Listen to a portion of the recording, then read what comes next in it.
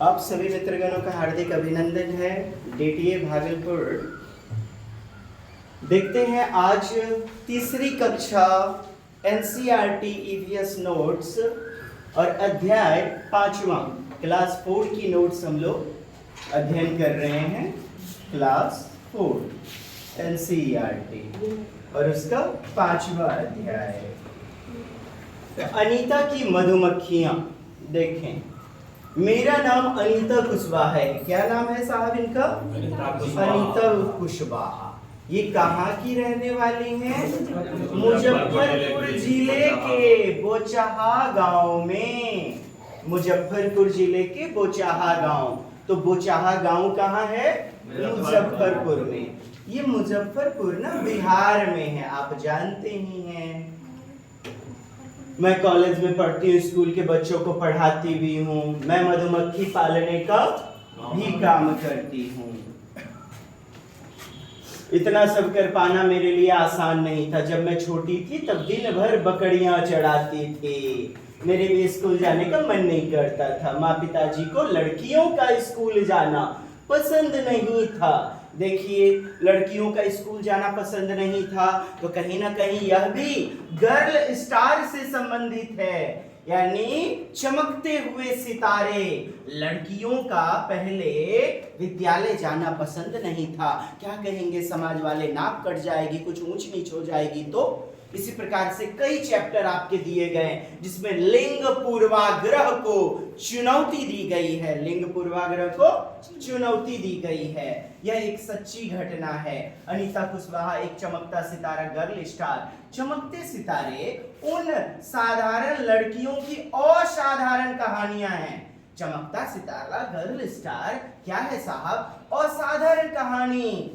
साधारण परिवेश में रहते हुए साधारण लड़कियों ने असाधारण इनक्रेडिबल काम करके दिखला दिए, जिन्होंने स्कूल जाकर अपनी जिंदगी बदल दी। बच्चों से किताब के अंकित पृष्ठ पढ़ दिए गए।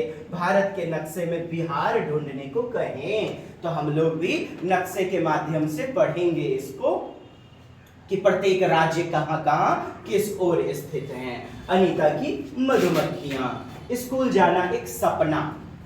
अब देखें, एक दिन मैंने स्कूल के अंदर झांक कर देख ही लिया। बच्चों को देखकर मैं अपने आप को रोक नहीं पाई। ये बातें दी गई हैं, हम लोग निचोड़ के रूप में पढ़ेंगे इसको। किसी तरह मुझे पता नहीं कैसे, पर माँ पिताजी मान गए क्या इसको विद्यालय भेजने के लिए। मैंने स्कूल जाना शुरू कर दिया। स्कूल में मैं बहुत ज्यादा नंबर तो नहीं लाती थी, पर टीचर से सवाल बहुत पूछती थी। सवाल, प्रश्न पूछना मतलब अन्वेषण, खोजी उपागम, अर्थात जिससे आती है सृजनात्मकता, क्रिएटिविटी। अब देखें, हिसाब लगाओ कि स्कूल के सभी चीजों पर एक साल में तुम्हारा कितना खर्चा होता है। स्कूल आने जाने में, कॉपियों में, मतलब अनुमान लगाओ।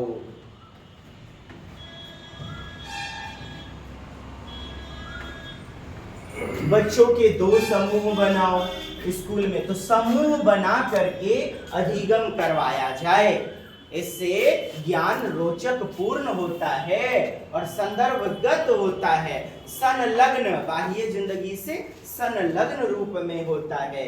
वाद विवाद, कल भी बताया, चर्चा करवाया जाए, अर्थात वाद विवाद, बहस, डिबेट करवाया जाना चाहिए। आगे देखें, देखते देखते 5 साल बीत गए। मैंने 5वीं कक्षा पास कर ली। माँ पिताजी ने कहा कि स्कूल छोड़ दो, पर मैं आगे पढ़ना चाहती थी। मैंने हल ढूंढ ही लिया। मैं छोटे बच्चों को पढ़ाने लगी। उससे मुझे जो पैसे मिलते थे उससे मैं अपनी आगे की पढ़ाई कर पाई। तो इस प्रकार लिंग पूर्वाग्रह को चुनौती दी जा रही है। एक मुझे याद है कि गांव में कुछ बड़े लड़के भी बच्चों को पढ़ाते थे। उन्होंने मेरा बच्चों को पढ़ाना पसंद नहीं आया। उन्होंने मेरे पास आने वाले बच्चों को डराना धमकाना शुरू कर दिया। तो 2 बच्चों को छोड़कर सबने आना बंद कर दिया। कुछ दिनों बाद बाकी बच्चे भी लौट आए, क्योंकि मैं उन्हें प्यार से पढ़ाती थी। तो जीवन में इसी प्रकार की कई चुनौतियां आती हैं, इसका डट करके मुकाबला किया जाना चाहिए। क्या तुम ऐसे लोगों को जानते हो जो पढ़ना चाहते थे लेकिन अपनी पढ़ाई पूरी नहीं कर पाए? बिल्कुल, बहुत सारे लोग हो सकते हैं। अध्यापक के लिए बच्चों को वाद विवाद का मतलब समझाएं। वाद विवाद से बच्चों को किसी बात के विभिन्न पहलुओं के बारे में सोचने और समझने, थिंकिंग किया जाए। एनालिटिकल थिंकिंग, विवेचनात्मक चिंतन, समझने, अंडरस्टैंडिंग, कॉम्प्रिहेंशन विकसित किया जाए। कक्षा में बच्चों को अपने राय रखने के लिए प्रोत्साहित करें, यानी बच्चों को अवसर दें अपनी अनुभव को रखने की। आपको ये सब ऑप्शन में मिलते हैं, ईडीएस पेडागोजी में देखेंगे आप। बच्चों की भाषा को, बच्चों के विचार को क्या करना चाहिए? सम्मान, और उन्हें अपने राय को रखने का भरपूर मौका दिया जाना चाहिए। अनीता की मधुमक्खियां। हर बच्चे का हक है कि वह 8वीं कक्षा तक पढ़ाई मुफ्त कर सके। आप जानते हैं आरटीई 2009, और इसके अंतर्गत 6 से 14 वर्ष के बच्चों का निःशुल्क एवं अनिवार्य शिक्षा का अधिकार अधिनियम है। 8वीं कक्षा तक आप जानते हैं फेल नहीं करने का नियम है। बच्चों को बिना किसी चार्ज के नामांकन लिया जाए। और अभी नई शिक्षा, अच्छा दिव्यांग के लिए यही हो जाता है, हैंडीकैप्ड के लिए 6 से 18, और नई शिक्षा नीति में 3 से 18 वर्ष की बात की गई है, न्यू एजुकेशन पॉलिसी 2020 में। अब देखें क्या है आरटीई 2009। यह 6 से 14 वर्ष के सभी बालकों को मुफ्त एवं अनिवार्य शिक्षा का अधिकार अधिनियम है। क्या है साहब? 6 से 14 वर्ष के बच्चों को। चलिए बढ़िया। धीरे धीरे मैंने गांव वालों को समझाना शुरू किया कि सभी लड़कियों को स्कूल भेजें। घर में माँ पिताजी ने भी मेरी मदद करनी शुरू कर दी। स्कूल में मधुमक्खी पालन। अच्छा, एक रात मैंने किसी को बिना बताए मोटर बाइक चलाना भी सीख लिया। बहुत बार चोट भी लगी पर मजा आया। चलिए, मधुमक्खी पालन। वाह, शेरनी, लिंग पूर्वाग्रह कुछ नहीं। हमें मुख्यतः मधुमक्खी चलिए देखना। हमारे इलाके में बहुत सारे लीची के पेड़। कौन से पेड़? लीची के पेड़। लीची के फूल मधुमक्खियों को लुभाते हैं। लीची के फूल मधुमक्खियों को बहुत अच्छे लगते हैं, इसलिए यहाँ के लोग मधुमक्खियों को पालकर शहद बनाने का काम करते हैं। तो मुख्य रूप से शहद प्राप्त होता है, और भी बहुत कुछ। आगे देखें, मैंने गांव में मधुमक्खी पालने के लिए एक सरकारी कोर्स में भाग ले लिया। सरकारी कोर्स में जाकर ट्रेनिंग लिया कि मधुमक्खी कैसे पालन किया जाए। कोर्स में भाग लेने वालों में मैं अकेली लड़की थी, बाकी सब लड़के थे। ट्रेनिंग में मुझे पता चला कि अक्टूबर से दिसंबर तक का समय मधुमक्खियों के अंडे देने का महत्वपूर्ण समय होता है। तो मधुमक्खियां अंडे कब देती हैं दोस्त? अक्टूबर से दिसंबर। मधुमक्खी पालन शुरू करने का सबसे अच्छा समय कौन सा है? अक्टूबर से दिसंबर। क्या तुमने कीड़ों को फूलों पर आते देखा है? उनके नाम पता करो और लिखो। कॉपी में उनके चित्र बनाकर रंग भरो। वे फूलों पर क्यों आते हैं पता करो। जब मधुमक्खी उड़ती है तो कैसी आवाज होती है? भन। एक प्रकार का नृत्य करती है। अध्यापक के लिए बेटियों की शिक्षा के लिए उपलब्ध विभिन्न योजनाओं का पता करें। कई सारे योजना है। साथ ही कौशल विकास के अवसरों को पहचानने की में बच्चों की सहायता करें। आप जानते हैं इंदिरा गांधी कस्तूरबा कौन कौन सी परियोजना चलती हैं बच्चियों की शिक्षा के लिए? कई सारी परियोजनाएं हैं। अनीता मधुमक्खी पालक। मैं मधुमक्खी पालने का कोर्स कर लिया, लेकिन अपना काम शुरू करने के लिए मेरे पास रुपये नहीं थे। मैंने कुछ समय तक इंतजार किया। बच्चों को पढ़ा करके मैंने 5000 बचाए। इन रुपयों से मैंने मधुमक्खी पालने के 2 बक्से खरीदे। एक बक्से की कीमत 2000 रुपये। एक बक्से की कीमत 2000। 2000 2000 4000 और 1000 का मीठा घोल खरीदा। बाकी पैसे से मीठा घोल बनाने के लिए चीनी, छत्ते को साफ करने के लिए दवाइयाँ। छत्ते को साफ करने के लिए साहब क्या? दवाइयाँ। और मीठा घोल के लिए क्या? चीनी। चीनी से मीठा घोल बनाया जाता है। देख पा रहे हैं आप मधुमक्खी पालन के लिए बक्सा। साधन है ना। पानी है वो मात्र। और फिर साफ करने के लिए दवाइयाँ। अनीता की मधुमक्खी, सितंबर का महीना था, दिसंबर तक मेरे पास इतनी मधुमक्खियां हो गई कि 2 बक्से कम पड़ने लगे। मैंने 2 बक्से और खरीदे। मुझे मधुमक्खी के बारे में ज्यादा अनुभव नहीं था, कई बार मधुमक्खियों ने मुझे काटा भी। मेरा चेहरा और हाथ सूज जाते थे। मधुमक्खियों से कौन सा एसिड प्राप्त होता है जी? फॉर्मिक एसिड, फॉर्मिक अम्ल। बहुत सारी चीजों को हमें छोड़ते हुए पढ़ना है, इसलिए हमने आपको नोट्स दे दिया है एक निचोड़ के रूप में। देख लेते हैं पहले। लीची के फूल फरवरी माह में खिलते हैं। लीची के फूल कब खिलते हैं? फरवरी माह में लीची के फूल खिलते हैं। फरवरी महीने में लीची के फूल खिलते हैं। मुझे हर बक्से से 12 किलो शहद मिला। हर बक्से से कितना शहद? 12 किलो। अब मेरे पास 20 बक्से हैं, जो कमाई हो गई ना, इस शहद को बाजार में बेचा, कमाई होने पर इसने 20 बक्से खरीद लिए। अनीता के 20 बक्सों की कुल कीमत क्या है? 20 दूनी 40,000। मैं रोज साइकिल से कॉलेज जाती हूँ। कॉलेज गांव से 5 किलोमीटर की दूरी पर शहर में है। जब मैं कॉलेज जाती हूँ तो माँ मधुमक्खी के लिए चीनी का घोल, यह प्रश्न आपको कई बार आया हुआ है, चीनी का घोल तैयार करती हैं। पिताजी मधुमक्खी की देखभाल करते हैं, बक्सों से शहद निकालते हैं। अब तक तो तुम भी अनीता की तरह अच्छी तरह जान गए होंगे। ये देख पा रहे हैं आप, गांव वालों को जागरूक भी करना इसने शुरू कर दिया। अनीता होलसेलर बनना चाहती थी। अनीता क्या बनना चाहती है? होलसेलर, जिससे वो मधुमक्खी पालने वालों को शहद की सही कीमत दिलाने में मदद कर सके। सही कीमत दिलाने में होलसेलर। अब देखें, अनीता और गांव वालों को 1 किलो शहद के बदले 35 रुपये मिलते हैं। तुम्हारे यहाँ 1 किलो शहद कितने रुपयों का मिलता है? अब बच्चों को बाह्य जीवनानुभव से जोड़ने का प्रयास किया गया। प्रत्येक पाठ्य पुस्तक में आप देखेंगे उनके साथ प्रश्न संलग्न है। प्रश्न संलग्न करने का क्या कारण है? बाह्य परिवेश जोड़ते हुए उस विषय वस्तु का अध्ययन करने के लिए बच्चों को प्रोत्साहित करवाया जाए। हतोत्साहित नहीं, प्रोत्साहित। हतोत्साहित नेगेटिव वर्ड, हतोत्साहित करना गलत होगा दोस्त। आपने यह वर्ड पाया होगा। मैंने डिस्करेज करना नहीं, एनकरेज करना चाहिए, प्रोत्साहित करना चाहिए। तुमने किस किस रंग का शहद देखा है? तुम्हारे घर में शहद इस्तेमाल होता है किस किस काम के लिए? आइए अब महत्वपूर्ण बातें देखें।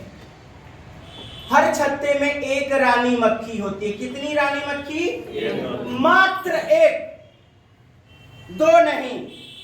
कूटों में खूब दिया जाता है, सीक्वेंस में दिया जाता है, कूट में दिया जाता है। आपको चुनाव करना पड़ता है निम्नलिखित में कौन कौन से विकल्प सही हैं। मात्र एक रानी मक्खी जिसका जीवन 2 से 3 साल का होता है। 2 से 3 साल का, जो अंडे देती है। एकमात्र मक्खी पूरे छत्ते में जो अंडे देती है वो कौन है? रानी मक्खी।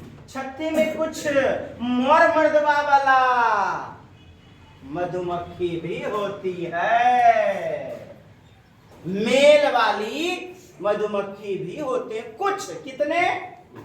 देखिए, जैसे 8 से 10,000 एक मधुमक्खी के छत्ते में मधुमक्खियां, और उसमें 150 से 200 नर वाले मात्र, यानी कुछ केवल। तो मधुमक्खी की संख्या बहुत ज्यादा होती है नर वाले, ये कहना गलत होगा। छत्ते में बहुत सारी काम करने वाली मधुमक्खियां भी होती हैं। बहुत सारी काम करने वाली मधुमक्खियां भी होती हैं। ये दिन भर काम करती है। अच्छा, काम करने वाली मधुमक्खियां कौन? फीमेल वाली अन्य मधुमक्खियां, यानी मादा मधुमक्खियां। मादा मधुमक्खियां एकमात्र रानी मधुमक्खी हो गई जिसका काम अंडे देने का। और बाकी मधुमक्खियां जो हैं वह पराग चुनने जाती हैं, पराग शहद के लिए। तो ये दिन भर काम करती हैं, शहद के लिए फूलों का रस ढूंढती हैं। जब किसी मक्खी को रस मिल जाता है तो वह एक तरह का नाच, एक तरह का नृत्य क्या करती हैं वे? एक तरह का नृत्य करती हैं। उससे दूसरी मक्खियों को पता चल जाता है। अब बात को और समझा जाए। जो रानी मक्खी होती है वो अंडे देने का काम करती है, और जो मादा मधुमक्खियां होती हैं वो फूलों का रस ढूंढने जाती हैं। जब रस या पराग मिल जाता है तो आती हैं छत्ते के पास, एक प्रकार का नृत्य करती हैं। फड़फड़ाहट के साथ एक सेकेंड में 2500 बार पंख फैला देते, मतलब एकदम इतनी तेजी से नृत्य करती हैं, और सारी मधुमक्खियां उसके पीछे फिर चल पड़ती हैं। चल गए बहिन मिल गलो, उन्ने पहले है, यह ले बौड़ा करके नृत्य कर रही है। सारी मधुमक्खियां चली गई और वहां से पराग कलेक्ट करके इकट्ठा करके लेती आई शहद बनाने के लिए। अब नर मधुमक्खियां देखिए, नर यह सहवास का काम करेगी, रिप्रोडक्टिव सिस्टम पार्ट में, रिप्रोडक्टिव एक्टिविटी में काम लेगी, और सहवास के बाद मर जाएगी, ठीक मकड़ी की तरह, है ना। नर मक्खी का विशेष काम नहीं होता है।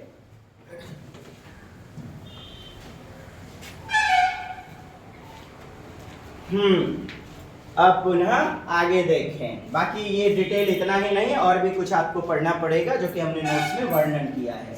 अनीता की मधुमक्खियां, तो चल जाता है कि रस कहाँ है, वे रस से, तो रस कहाँ है, दूसरी मधुमक्खियों को क्या पता चल जाता है कि रस कहाँ है। वे रस से शहद बनाती हैं, रस से शहद बनाती है। छत्ता बनाने का काम भी इन्हीं का होता है, क्या, मादा मधुमक्खियों का, रानी मक्खी को छोड़कर। और बच्चों को पालना भी इन्हीं का काम होता है, बच्चों को पालना। ये ना हो तो ना छत्ता बने और ना ही शहद इकट्ठा हो। एकदम सेम टू सेम ये वाली लाइन दे दिया। यदि ये ना हो तो ना छत्ता बने और ना ही शहद इकट्ठा हो, यह सही है या गलत है? तो आपने पढ़ा होगा तभी तो, पढ़ लिए, अब तो नो फियर। शहद के बिना छत्ते की सारी मधुमक्खियां भूखी रह जाती हैं। नर मक्खी छत्ते के लिए कुछ खास काम नहीं करते। दिया जाता है नर मक्खियां अति महत्वपूर्ण होती हैं छत्ते के लिए, नहीं ना, कुछ खास काम नहीं करते नर वाले मधुमक्खी। मधुमक्खी के अलावा कौन कौन से कीड़े हैं जो समूह में रहते हैं? आप देखिए, चींटी समूह में रहते हैं, क्या मकड़ी समूह में रहते हैं? मकड़ी एकल में, है ना, ग्रुप में नहीं। ततैया वगैरह आप देखे होंगे, बिरहनी, हाँ, ततैया समूह में रहते हैं। दीमक, आपने दियारों को देखा होगा, दीमक को देखा है ना, समूह में रहते हैं। एक और होता है बर्रा,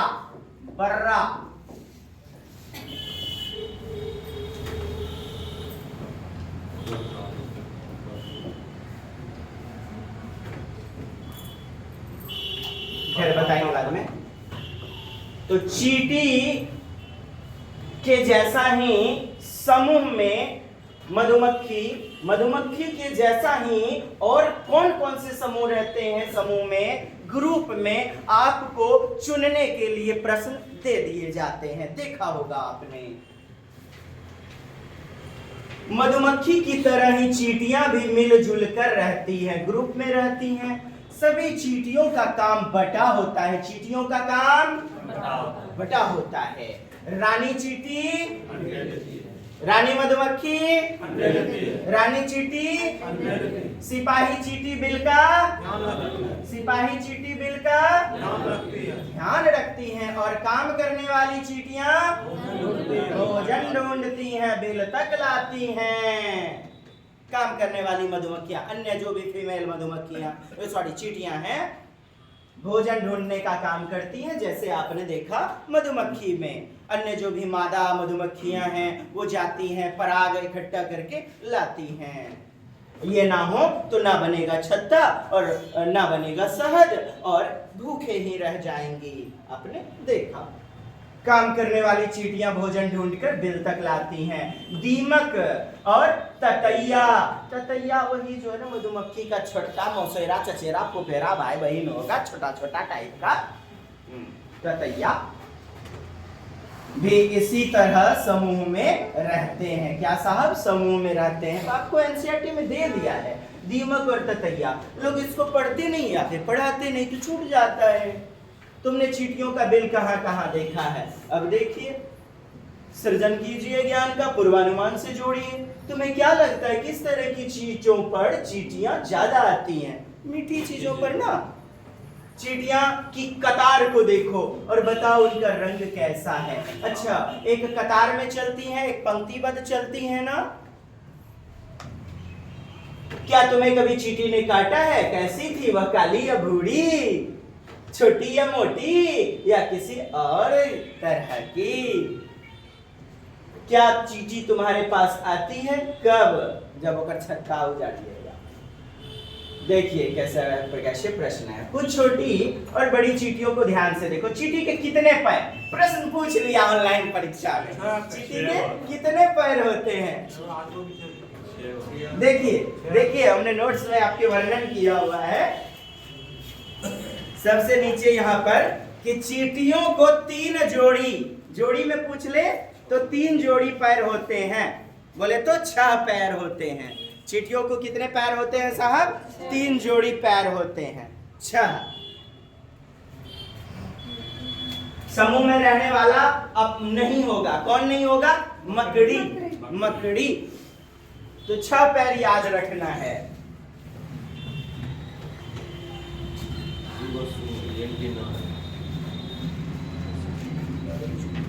तो चींटियों के पैर वगैरह, छोटी चींटी बड़ी चींटी। एक चींटी का चित्र कॉपी में बनाओ, रंग भरो। तुम अक्सर मूंगफली खाकर उसके छिलके फेंक देते हो। चलो उन्हीं छिलकों से रंग बिरंगे कीड़े मकोड़े बनाने की कोशिश करो, उन पर रंग भरना ना भूलना।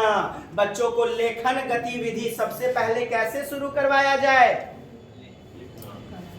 किससे? चित्रांकन से, है ना। और चित्रांकन आपस में ना रहे तो आड़ी तिरछी रेखाएं, आड़ी तिरछी रेखाएं, आड़ी तिरछी रेखाएं। आपने देखा होगा बच्चे अपने विचारों की अभिव्यक्ति करने के लिए क्या करते हैं? दीवारों पर आपका दीवार उजला वाला पुट्टी होगा ना, देखिएगा बच्चा भर देले होगा पूरे।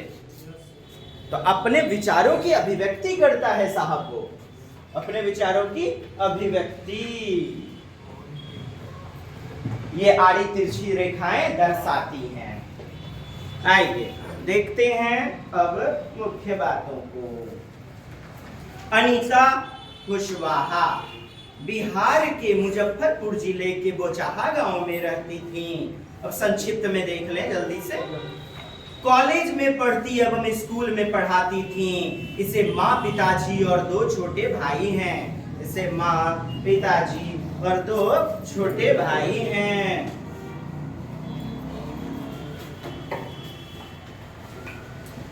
आगे, अनीता मधुमक्खियां पालन करती थी। जब अनीता छोटी थी तब दिन भर बकरियां चढ़ाती थी। स्कूल जाने का बहुत मन करता, पर माँ पिताजी को लड़कियों का स्कूल जाना पसंद नहीं था। छिपते छिपाते किसी तरह पढ़ाई की, मोटर बाइक भी चलाना सीखा। अनीता होलसेलर बनना चाहती थी, जिससे वह मधुमक्खी पालन करने वालों को शहद का सही कीमत दिला सके। मधुमक्खी पालन कोर्स सीखा, बच्चों को पढ़ाकर 5,000 रुपये बचाए। मधुमक्खी पालने के 2 बक्से, क्या 2,000 रुपये प्रति बक्से खरीदे। बाकी रुपयों से मीठा घोल बनाने के लिए, चीनी और छत्ते को साफ करने के लिए दवाइयां खरीदी। क्लियर है ये? हर बक्से से 12 किलो शहद अब 20 बक्से इसने खरीद लिए। सरकारी ट्रेनिंग कोर्स में बताया गया, इसने सरकारी ट्रेनिंग कोर्स में भाग ले लिया था। अब देखें, अक्टूबर से दिसंबर तक का समय मधुमक्खियों के अंडे देने का होता है। मधुमक्खी पालन का सबसे अच्छा समय यही होता है। कौन सा समय साहब? अक्टूबर से दिसंबर। लीची के फूल फरवरी महीने में खिलते हैं। कब खिलते हैं? फरवरी महीने में लीची के। हर छत्ते में केवल एक रानी मक्खी होती है। हर छत्ते में कितनी रानी मक्खी? जिसका काम केवल अंडे देना, केवल अंडे देना होता है। 2 से 3 साल जीती है कौन? रानी मधुमक्खी। छत्ते में अन्य मादा फीमेल मधुमक्खियां भी होती हैं, यानी काम करने वाली बहुत सारी मधुमक्खियां भी होती हैं। यह बात स्पष्ट हुआ? अन्य मादा मधुमक्खी जो होगी वो प्रजनन का काम नहीं करेगी, प्रजनन नहीं, उसकी संरचना ही इस प्रकार की होती है। और ज्यादा नहीं, 40-45 दिन तो उम्र भी रहता है मात्र। और ये मेल वाले में आप जानते हैं, सहवास किया, रिप्रोडक्टिव पार्ट में एक्टिविटी में भाग लिया, मृत्यु हो जाती है। किसकी? नर वाले मधुमक्खी की। मकड़ी में ये एग्जाम्पल खूब आप देखते होंगे। केकड़ा, अच्छा मुझे तो नहीं पता, देखूंगा खोज करके, पकड़ के लाइएगा। आगे देखें, लीची के फूल फरवरी महीने में खिलते हैं। कब खिलते हैं? लीची के फूल का वर्णन क्यों है? बहुत प्रिय लगते हैं, लुभाते हैं, इन्हें अच्छा लगता है, इसीलिए। हर छत्ते में केवल एक रानी मक्खी होती है, जिसका काम केवल अंडे देना। ठीक, आगे पुनः तो यानी काम करने वाली बहुत सारी मधुमक्खियां भी होती हैं। ये दिन भर काम करती हैं। श्रमिक मधुमक्खी, काम करने वाली मधुमक्खी को सीटेट आयोग में क्या पूछा? श्रमिक मधुमक्खी। क्या नाम दिया गया? श्रमिक, श्रम करने वाला। शहद के लिए फूलों का रस ढूंढती है कौन? श्रमिक मधुमक्खी। जब किसी मक्खी को रस पराग मिल जाता है तो वह एक तरह का नाच करती है। उससे दूसरी मधुमक्खियों को पता चल जाता है कि रस कहाँ है। छत्ते में कुछ नर मधुमक्खियां भी होते हैं, लगभग 100 से 150 नर, क्या? मेल। एक रानी मक्खी, लगभग 8000 मादा। श्रमिक मधुमक्खी, कितने मादा वाली अन्य मधुमक्खियां? रानी मक्खी को छोड़कर अन्य लगभग 8000 मधुमक्खी। अब जितना बड़ा छत्ता है उस हिसाब से यह कोई एक्यूरेट नहीं है कि 8000 होगा जी, लगभग शब्द का प्रयोग किया है, इसलिए हमने लगभग 8000 मादा श्रमिक मधुमक्खी।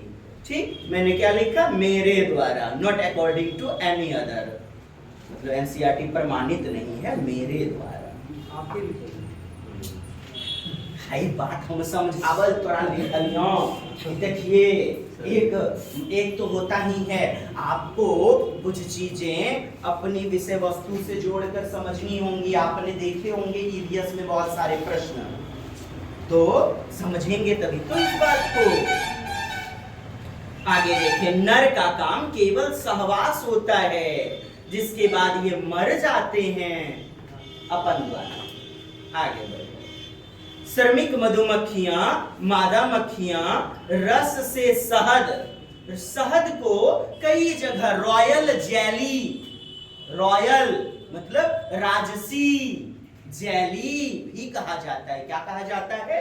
Royal jelly. आपने किताब पढ़ा, ये मिला क्या? नहीं मिला। तो ये चीजें आपको 7, 8, 6 वगैरह में दी जाती हैं, तो वहां से उठा लिया बाय द वे। अपन को तो पढ़ना है, क्या किया जाए। रॉयल जेली बनाती हैं। छत्ता बनाने, रॉयल जेली अभी बताया हमने, रॉयल जैसे रॉयल्टी, रॉयल दरबार, राजसी, राजसी राजा महाराजा वाला ना जेली।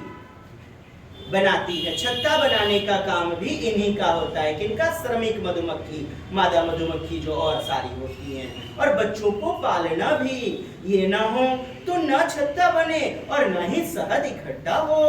शहद के बिना सारी मधुमक्खियां भूखी ही रह जाती हैं। नरमक्खी छत्ते के लिए कुछ खास काम नहीं करते। नरमक्खी मोर मुर्दवा वाला डिपार्टमेंट मधुमक्खी ज्यादा काम कुछ खास नहीं करते। छत्ता मोम का बना होता है। किसका बना होता है? जो कि मादा मक्खी के ग्रंथियों से निकलती हैं। किससे निकलती हैं? अब मोम का बना होता है, आपने कई बार प्रश्न देखा है। मोम का बना होता है जो कि इनकी ग्रंथियों से निकलती हैं। मधुमक्खियां की तरह ही चींटियां भी मिलजुल कर समूह में रहती हैं। सभी चींटियों का काम बटा होता है। चींटियों का काम बटा होता है क्या? सत्य की असत्य? सत्य। बोल देगा आंशिक रूप से सत्य, आंशिक रूप से, आधा अधूरा सत्य है। आपने देखा एनसीईआरटी में सेम टू सेम दे दिया गया था। रानी चींटियां अंडे देती हैं, सिपाही चींटी बिल का ध्यान रखती हैं। सिपाही चींटी का काम बिल का ध्यान रखना।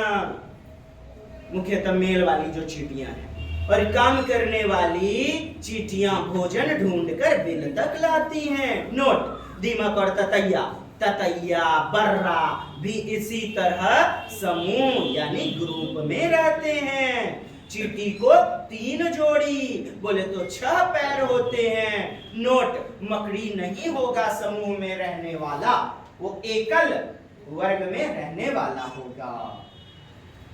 शिक्षक संकेत, यह एक, पढ़िए मैडम जी। यह एक सच्ची कहानी है। यह एक सच्ची कहानी है। यह एक सच्ची कहानी है। अनीता एक चमकता सितारा, चमकता सितारा, गर्ल स्टार, हाँ? जिसने लिंग पूर्वाग्रह को चुनौती दिया।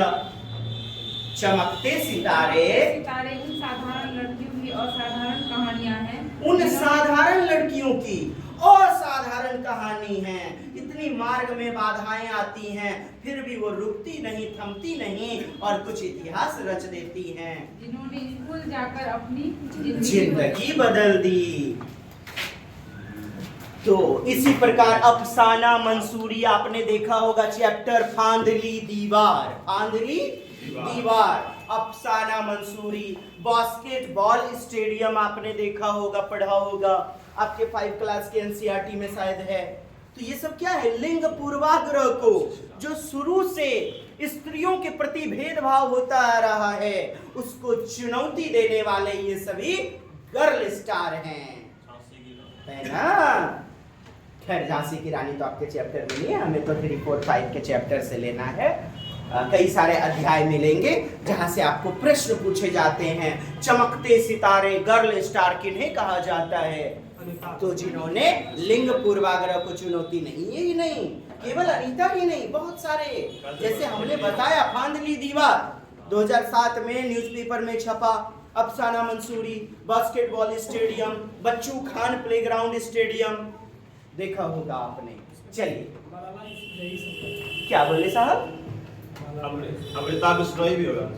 अमृता, देखिए अमृता बिश्नोई लड़की होकर के पेड़ की रक्षा के लिए कैसा गजब का काम किया कि इतिहास में आ गई।